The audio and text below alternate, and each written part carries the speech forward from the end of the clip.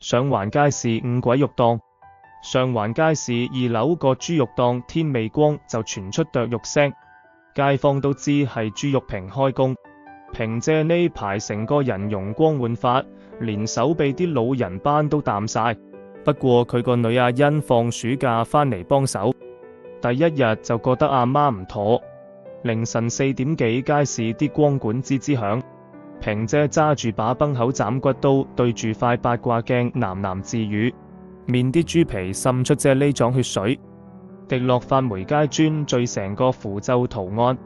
阿欣踢到個發脹紅白藍膠袋，跌出嚟幾嚿紫黑色肉塊，最頂嗰嚿分明係半個女人頭，灰白嘴唇黐住片檳榔渣，眼皮用紅線縫住，抽下抽下，執翻埋。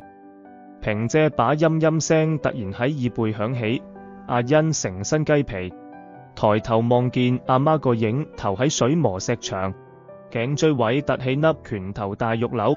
買菜張婆經過嚇到跌爛籮菜。平姐，你後頸生咗啲咩？平姐摸住後頸笑，生財角啊嘛，你哋邊個夠稱睇得見？阿欣半夜發現阿媽枕頭底有疊陰司契，受益人寫住自己個名，跟蹤到街市後巷，見到平姐拎住個銅秤砣喺污水渠撈嘢，月光下清楚見到渠口卡住個女學生，校服心口個校徽同自己間中學一模一樣，仲差2錢魂魄就夠稱。平姐將秤砣按落女學生天靈蓋，屍體即刻乾癟成塊風乾肉。阿欣嚇到踢跌啤酒樽，平姐個頭180度扭轉，條頸伸長到成米幾。阿女嚟得啱，幫手磅下自己夠唔夠稱。街市阿陳朝早經過，見到平姐檔口異常乾淨，面擺滿特價碎肉丸，膠袋裏暗紅肉碎混住啲黑色頭髮。有個師奶揀餸時話：咦，粒肉丸咁似眼珠嘅。平姐即刻搶返，話係新鮮豬眼，補身最正。收檔時索住大碟陰司紙，笑到流口水。背後5個黑影正啃緊佢啲內臟。阿欣個書包出現喺失物認領處，拉扣住半片染血指甲。每晚街市熄燈後，2樓總會傳出少女喊凍嘅哭聲。新嚟嘅豬肉佬阿強唔信邪，收工留低睇，更見到平姐個檔口自動開燈，冰櫃彈出嚟嘅唔係豬肉，而係着住校裙嘅無頭屍體，企喺度斬緊自己對手腳。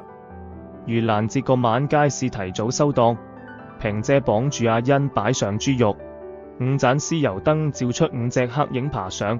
平姐舉到狂笑話，要斬開個女啲5臟，鎮壓5鬼圍。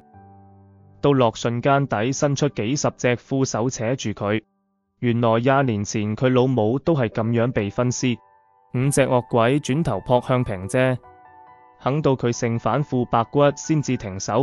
中秋重開街市，新客讚阿欣手勢熟過平姐。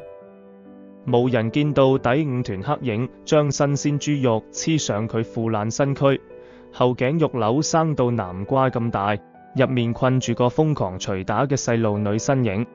馬如勝半夜撞見阿欣跪喺後巷燒衣，火堆裏平姐個頭顱突然睜眼，乖女，聽日記得斬多件學生妹。阿媽餓咗好耐，而家街市傳聞話半夜買豬肉，如果聽到把後生女聲問要幾多兩豬肉，千祈唔好答嘴。上次有個醉漢話要半斤，第2日就被發現瞓喺豬肉，心口穿咗個窿，入面塞滿浸過屍油嘅明強。